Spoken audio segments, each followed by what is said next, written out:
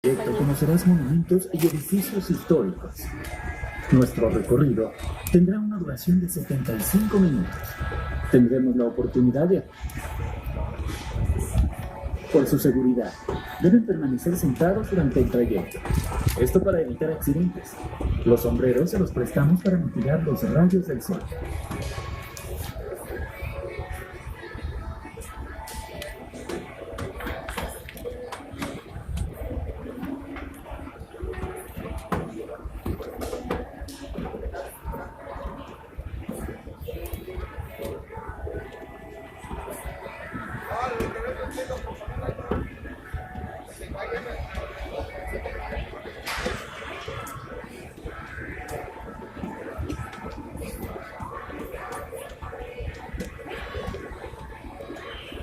Catedral Metropolitana. Al frente la Santa Iglesia Catedral, dedicada a la Virgen de la Expectación. En este lugar estuvo la primitiva iglesia parroquial de San Luis, que era una ermita de adobe y techo de tejamaní, en donde el primer párroco de la ciudad, don Andrés Nieto, empezó la administración de los sacramentos en mayo de 1593. Fue demolido en 1670 para dar lugar a la iglesia actual, que se construyó de cal y canto con 3 naves y una torre. Fue bendecida en 1730. La iglesia parroquial fue elevada al rango de catedral en 1854, sufriendo varias transformaciones. El interior fue totalmente decorado por el obispo Montesero. Más tarde, para el primer centenario de la independencia en 1910, se agregó la segunda torre hecha de cantera y de estilo barroco salomónico, copiando la existente. Es por eso que las vemos de diferente color, por ser construidas en diferentes siglos.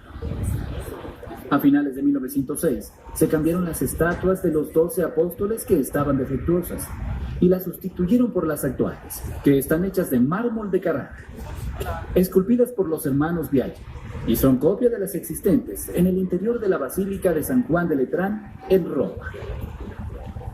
Es la única catedral en el mundo que cuenta con 24 apóstoles en su construcción, 12 de piedra en la cornisa y 12 de mármol en la fachada principal. La fachada presenta una interesante modalidad barroca, con columnas divididas en tercios. El interior fue restaurado en 1954 por Francisco Ramírez. Se respetó la decoración de las bóvedas y la cantera de los pilares, arcos y altar. En la segunda pilastra de la nave interior, la escultura de San Luis Rey de Francia, quien fue canonizado en 1297 por ser un ejemplo de vida a seguir por la comunidad cristiana. En el altar mayor está la imagen de Nuestra Señora de la Expectación.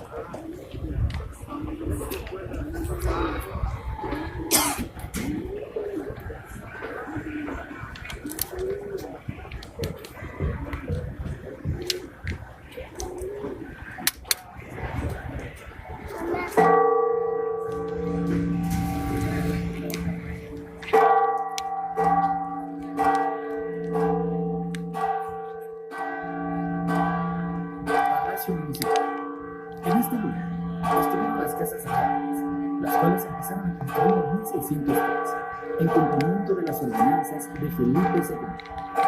Las casas reales eran edificios de adobe. La cárcel se encontraba al fondo, y eran los jesuitas los encargados de la enseñanza, hasta que fueron expulsados en 1767, por orden de Carlos III.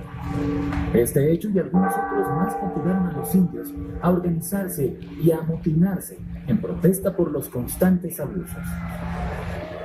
Durante los tumultos, invadieron las casas reales y destruyeron el edificio. Ante estos hechos, el virrey mandó al visitador don José de Gálvez a poner orden y a castigar a los responsables. Poco después ordenó la construcción de un nuevo edificio en 1855. El ayuntamiento lo vendió a don Antonio Rodríguez, con la condición de que la finca que construyera ahí se debía ajustar al diseño aprobado. En 1892, el señor Montes de Oca lo compró para residencia episcopal, concluyó lo que faltaba, lo embelleció notablemente y lo convirtió en un verdadero palacio. Este edificio pertenece al ayuntamiento desde 1915. El Palacio Municipal es un sólido edificio de cantera, con 16 arcos, un patio con la escalera monumental. En el descanso de la escalera destaca un hermoso vitral con escudo de armas de la ciudad. En el segundo piso se encuentra el Salón de Cabildos, digno de verse. Ahí estuvo la sala de música del señor Montes de Oca y aún conserva la decoración original basándose en motivos musicales. Palacio de Gobierno. Se construyó por orden del visitador don José de Gálvez, sustituyendo algunas casas reales que existieron en este lugar en 1798, siguiendo el estilo neoclásico del ingeniero coronel Miguel Constanzo, concluida en 1827. Aunque el segundo piso se terminó hasta 1950, todavía sin concluir, lo habitaron el último intendente y el brigadier Callejo, la última vez que estuvo en San Luis.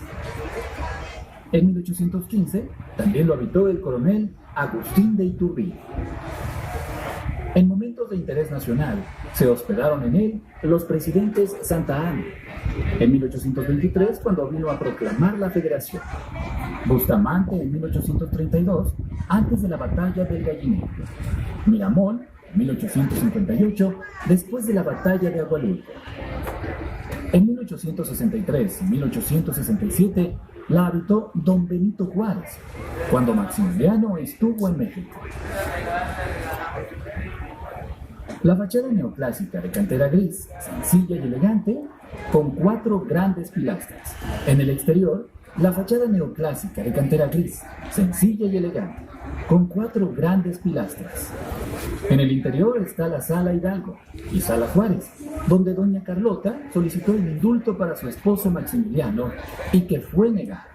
El nombre de nuestro estado proviene de la fama que tuvieron las minas de Potosí en Bolivia, y porque don Luis de Velasco y Castilla, virrey de la Nueva España, en aquel entonces veneraba a San Luis, rey de Francia, quien fue uno de los hombres más ejemplares que siempre predicó el bien y la justicia. También tuvimos otros nombres como San Luis de Mexquitic, Ciudad de San Luis Minas del Potosí, San Luis de la Patria y Ciudad de los Jardines.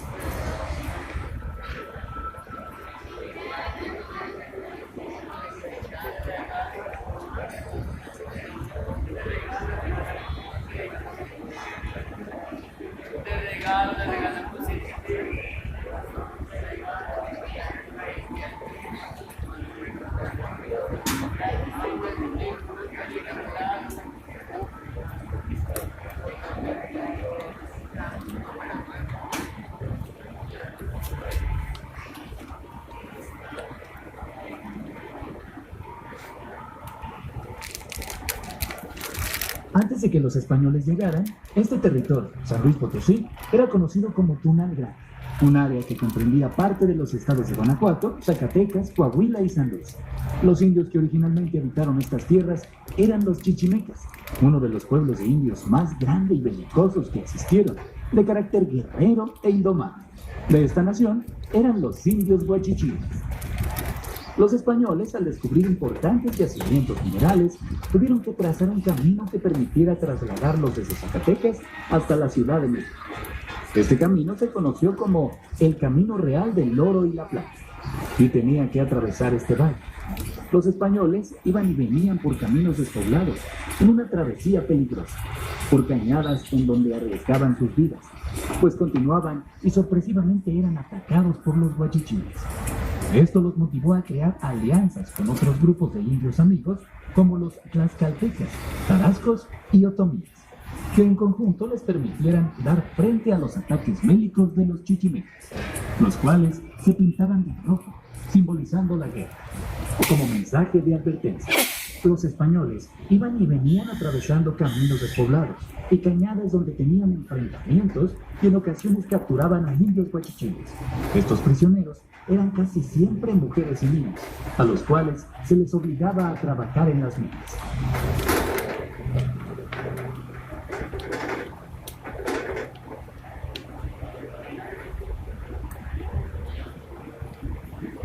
El edificio de cantera que tenemos enfrente es la Caja Real, fundada en 1628, donde se recaudaba el derecho del quinto y diezmo de oro y plata.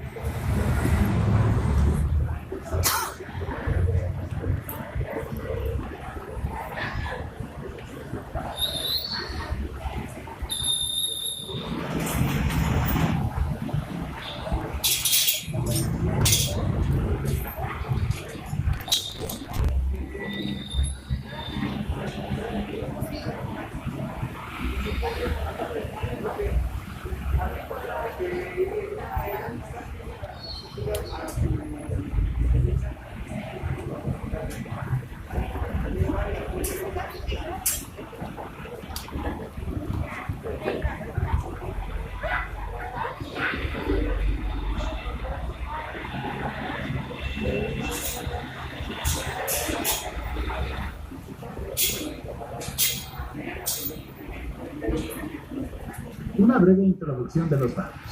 Cuando los españoles fundaron los pueblos indios, los dividieron, sin mezclarlos, con el propósito de que hubiera armonía. Esto trajo como consecuencia que estos pequeños sectores desarrollaran su propia identidad y tradiciones. Cada pueblo contaba con gobierno propio. Para formalizarlo se les designaba uno o dos topiles, término prehispánico utilizado durante la época virreinal. Se encargaban de los actos de justicia un alcalde y un alguacil mayor. Cada villa o pueblo tenía su propia casa, escuela, cementerio, parroquia y fiestas patronales. Al transcurrir de los años, con el desarrollo y crecimiento de la ciudad, a todos se les retiró su autonomía y los integraron a la ciudad pasándolos a ser barrios. Algunos de ellos conservan aún muchas de sus características.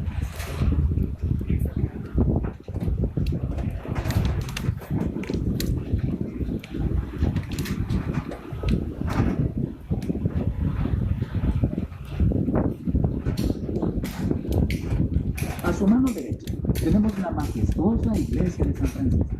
Los franciscanos se ubicaron en el lugar donde actualmente está esta iglesia en 1689, levantando además el convento. Sin embargo, no fue hasta 1709 que se construyó la torre más grande de su iglesia.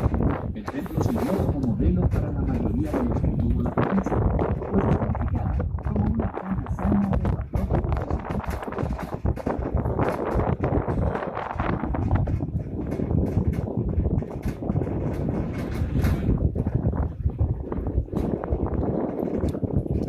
Ahora estamos ya en el primero de los 7 barrios, San Miguelito. Este barrio se fundó el 14 de abril de 1595 por indios tarascos a los cuales les fueron concedidas 2.500 varas de tierra. Rápidamente se nombró un gobierno integrado por un alcalde, un alguacil mayor y 2 topiles, y quedó sujeto a la alcaldía mayor de San Luis y en lo eclesiástico al convento franciscano.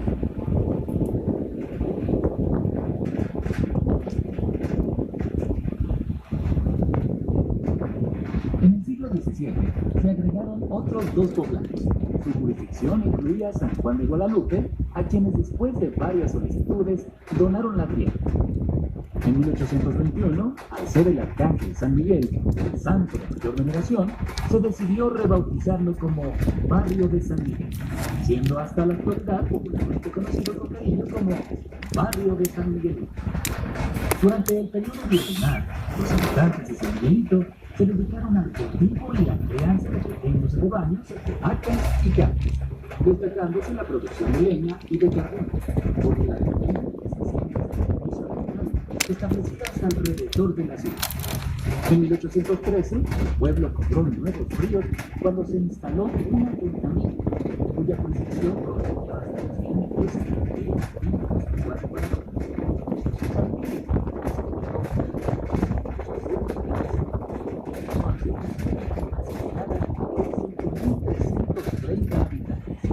A partir de 1868 pasó a formar parte de la capital potosina en calidad de barrio.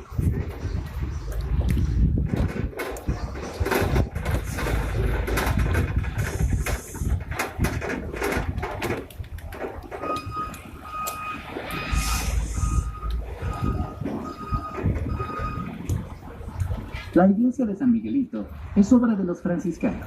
De frente podemos apreciar su puerta estilo barroco, que sigue siendo la original, así como el escudo que representa las manos de San Francisco y Jesús. En el remate superior de la fachada hay una escultura en piedra del arcángel San Miguel. Por dentro, en el altar mayor de esta iglesia, hay una majestuosa concha de estilo barroco, un escudo franciscano y un púlpito de piedra que tiene sobre el tornavoz una estatuilla de San Francisco de Asís. La construcción del templo actual está dedicada a la Santísima Trinidad. La iglesia de San Miguelito fue elevada a parroquia en 1872.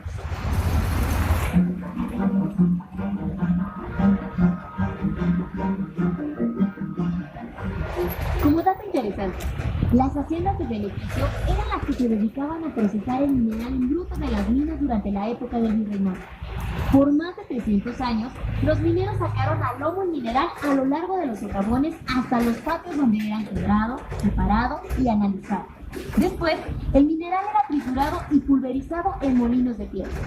Una vez molido, se hacían montones de 30 quintales. Un quintal pesa 54 kilogramos, o sea, montones de 1.620 kilogramos, con los cuales se hacía la torta mezclándole sal magistral y mercurio. Los azogueros dirigían la operación de la revoltura. Después, se lavaba en amalgama, se colocaban sacos de tela para escurrir el agua. Se formaban panes de 6 a 8 centímetros que se colocaban al fuego. Con esto, se liberaba la plata del mercurio. Se sometía nuevamente a la temperatura, se refinaba en segundas fundiéndola con boro y hacía las piezas de jabón mineral. Luego, se vaciaba en moles y salían barras que eran llevadas a las casas de monedas para convertirlas en pesos.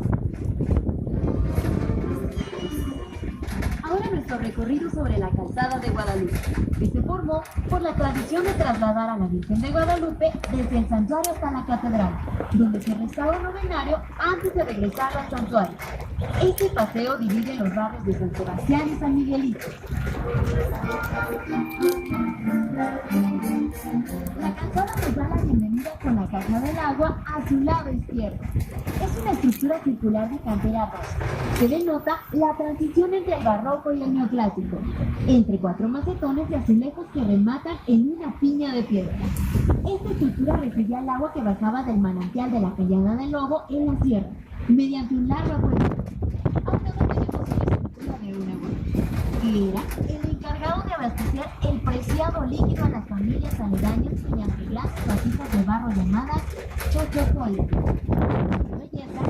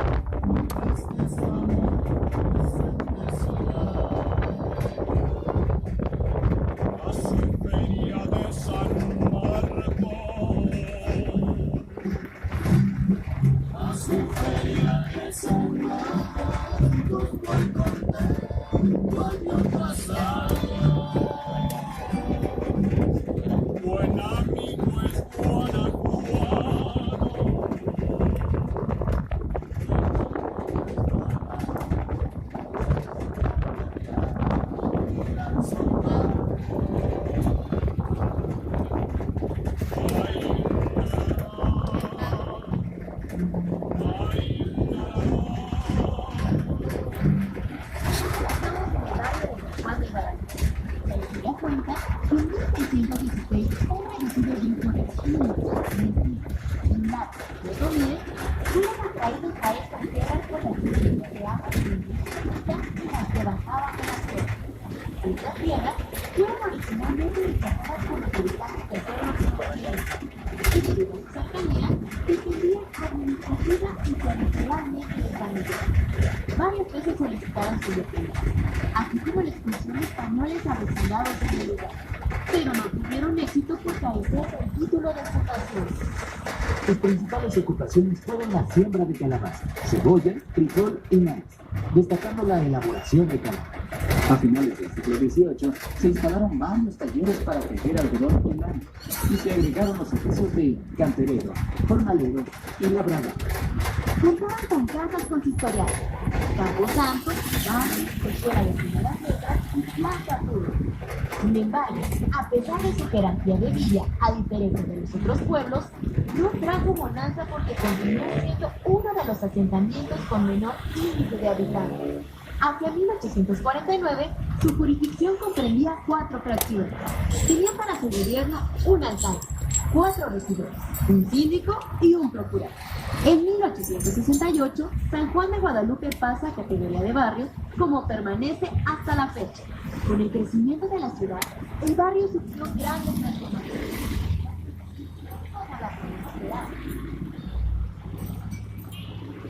Este barrio es el único que cuenta actualmente con 2 iglesias. La primera iglesia de este barrio se localiza a unas cuantas cuadras sobre la avenida Himno Nacional.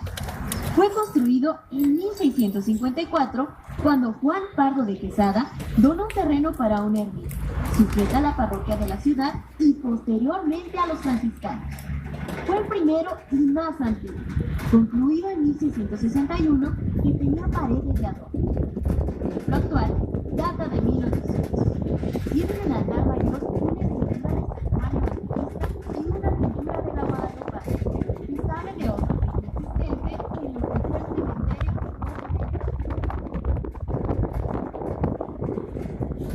Este nuevo templo fue construido en 1772 en la calzada. Es mencionar que durante la intervención francesa en 1855, los franceses lo convirtieron en cuartel y luego el gobierno continuó ocupándolo como bodega de pertrechos de guerra. En 1871 se rescató y se inició su restauración edificando una extensa y elegante fachada con torre de 3 cuerpos que son las más altas de la ciudad con 53 metros. En la fachada de esta iglesia está una imagen de la Virgen de Guadalupe en cantera y arriba de la puerta el arcángel San Miguel. Se restauró el altar mayor con ornamentación barroca y una iglesia. La imagen de la Virgen de Guadalupe data de 1832. Debido a su ornamentación mural y pavimentos, se motivó su consagración en 1900 y hace pocos años su jerarquía eclesiástica se elevó a Basílica de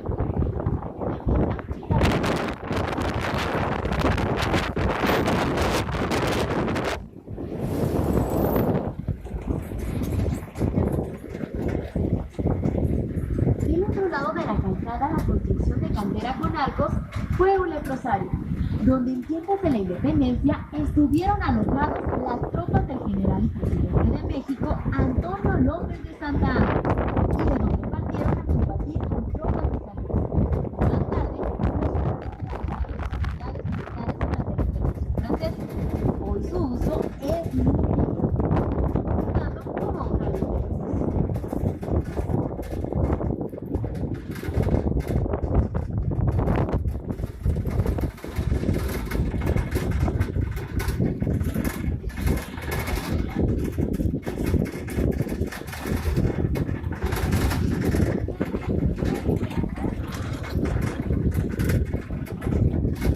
Vamos a un edificio muy singular, el Centro de las Artes de San Luis.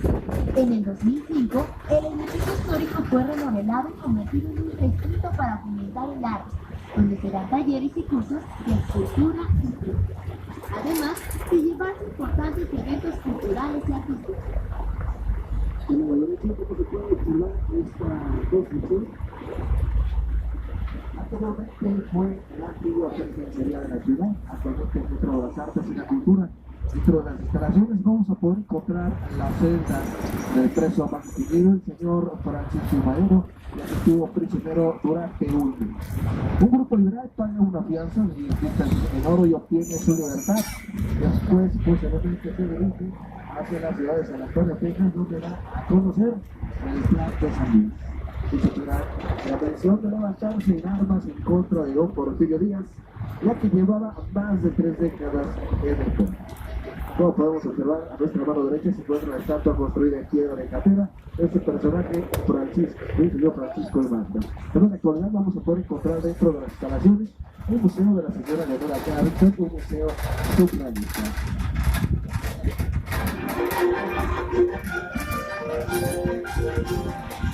Nuevamente, retomando sobre la calzada Juárez, encontramos otros edificios de pintura de 1900. En eso, al centro de las artes, encontramos otro muy singular, el internado Damián Carmona, fundado en 1907, en honor a Damián Carmona, de sangre huachichí.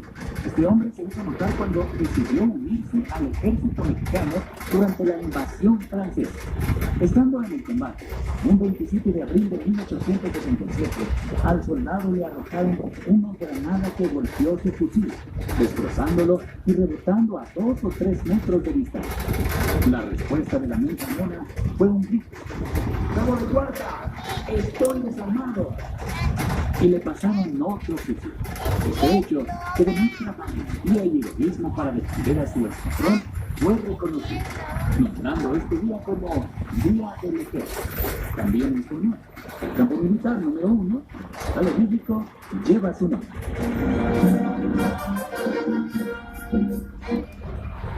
Enseguida, a nuestra mano derecha, se encuentra el edificio de la 12ª Zona Militar. Este predio se remonta al año 1846. Durante la primera intervención americana, sirvió para adiestrar y organizar a las fuerzas del general Mariano Paredes, y para 1907 ya funcionaba como cuartel general. En su interior tenía un lujoso casino militar, ahora convertido en biblioteca pública.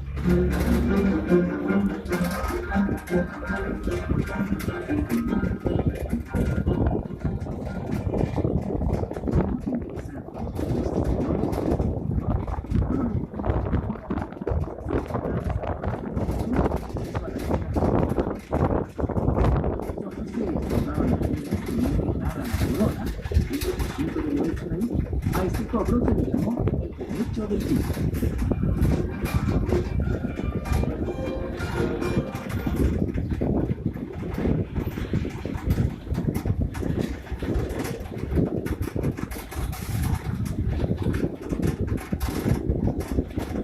Ya estamos ingresando al barrio de San Sebastián. Los orígenes de San Sebastián se sitúan alrededor del año de 1600, con indios principalmente tarascos y más tarde con familias de indios huachichiles de la región, traídos por los españoles para el trabajo de las minas del Cerro de San Pedro. El asentamiento se formalizó cuando Fray Pedro de Castro Verde solicitó la fundación de un convento agustino en 1603. En ese mismo año, el pueblo de San Sebastián se estableció atrás del convento de San Agustín. Esta circunstancia marcó un estrecha relación con los agustíes. La cercanía del pueblo provocó presiones por asuntos relacionados con las altas contribuciones que se tenía que pagar a la iglesia y con la forma de gobierno del pueblo, lo que obligó a los habitantes del pueblo de San Sebastián a moverse un poco hacia el sur que actualmente es una calle. Esto les benefició, ya que con el nuevo asentamiento se instituyó gobierno.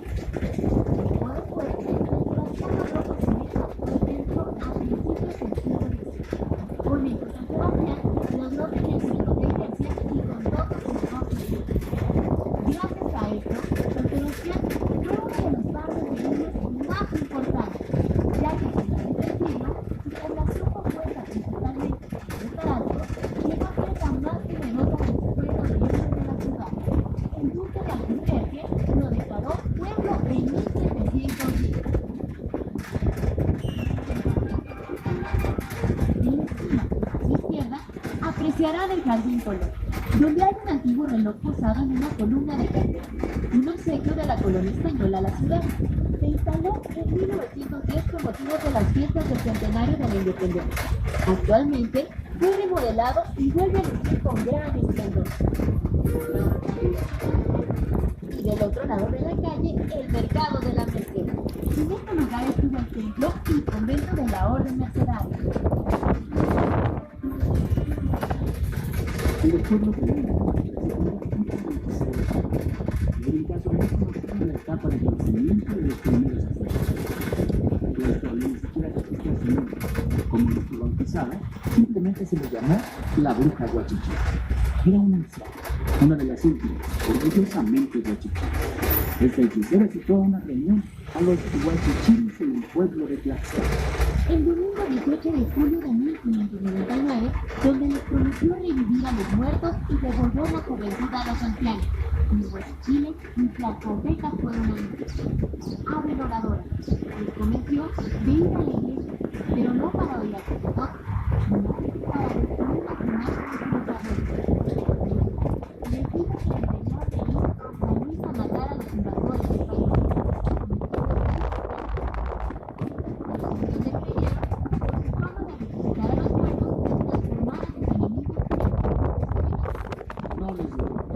Aunque sí atemorizó a los españoles. El procurador de justicia, don Gabriel Ortiz, viajó a Tlaxcala inmediatamente. Se abrió paso entre los amparados indios y de los cabellos se llevó a la bruja.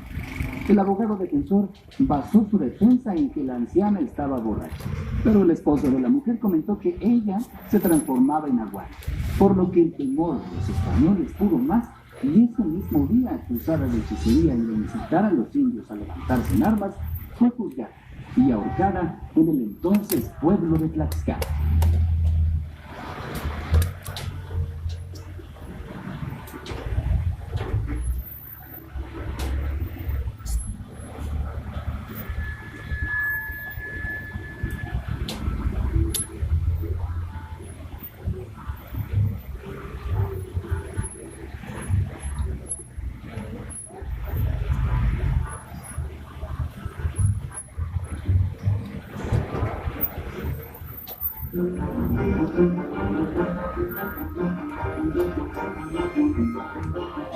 ¿Sabías que en 1863, desde San Luis Potosí, don Benito Juárez dirigió el país durante 7 meses? Esto debido a los grandes disturbios que existían por la intervención francesa. Juárez se sintió amenazado cuando las tropas de Maximiliano llegaron a la Ciudad de México. Se vino a San Luis Potosí para protegerse de caer en manos del enemigo, y desde aquí trató de reorganizar las tropas y poner orden.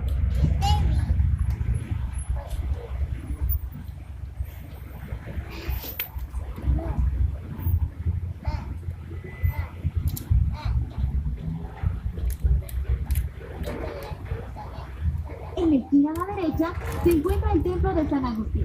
Los padres agustinos se establecieron en esta ciudad en 1599, con el fin de fundar una hospedería para los viajeros en su ruta hacia Zacatecas. En 1615, Fray Diego de Bacalengue construyó el templo y convento. La actual iglesia con su torre barroca, de la que se dice que en un solo día los frailes recaudaron el dinero suficiente para su construcción, visitando a los ricos mineros y terratenientes de la ciudad. Se comenzó a construir a mediados del siglo XVIII.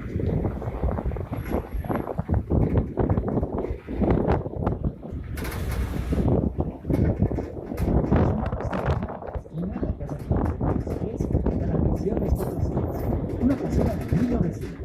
Tiene el objetivo de respetar, promover y difundir la cultura a través de las tradiciones y costumbres potosinas.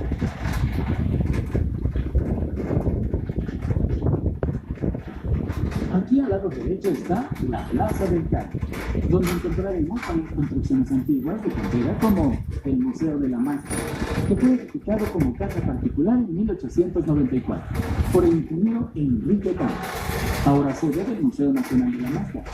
Exhibe máscaras de todo el país. El edificio es de arquitectura ecléctica propia del siglo XIX con elementos neoclásicos. Y el edificio imponente que tenemos aquí al lado, con columnas acanaladas, es el Teatro de la Paz, de estilo neoclásico. Todo en cantera rosa.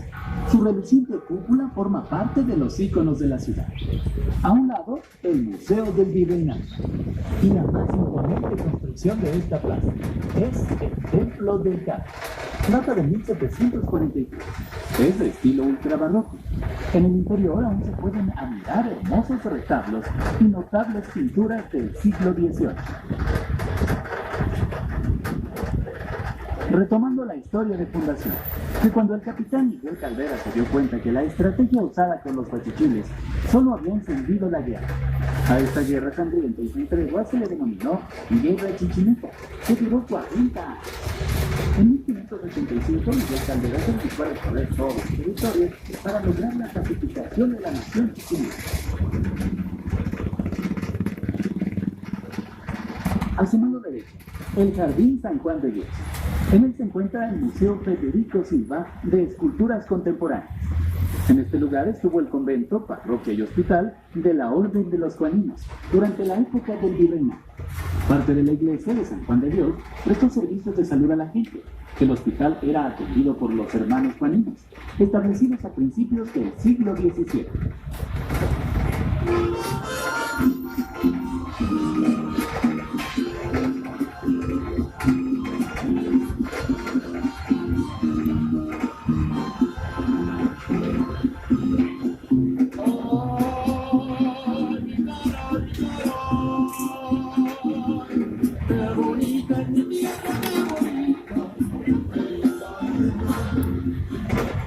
Respecto a la estadía de los españoles en este valle, fue el hecho de encontrar a solo 22 kilómetros de aquí unas ricas minas a las que les llamaron San Pedro. El capitán Miguel Caldera, el pacificador de la nación chichimeca, fue el que hizo el primer registro de minas y la llamó la descubridora. Mucho oro y plata rindió hasta su decadencia en 1630. Nos estamos acercando al final de nuestro recorrido por los barrios de San Luis, donde los personajes más destacados son ustedes, porque México es más que colores, sabores, alegría y folclore. México es innovación, es amor. Somos una cultura que inspira, rica en tradición y cultura de norte a sur, donde cada estado tiene una historia que contar. San Luis ha contado la suya.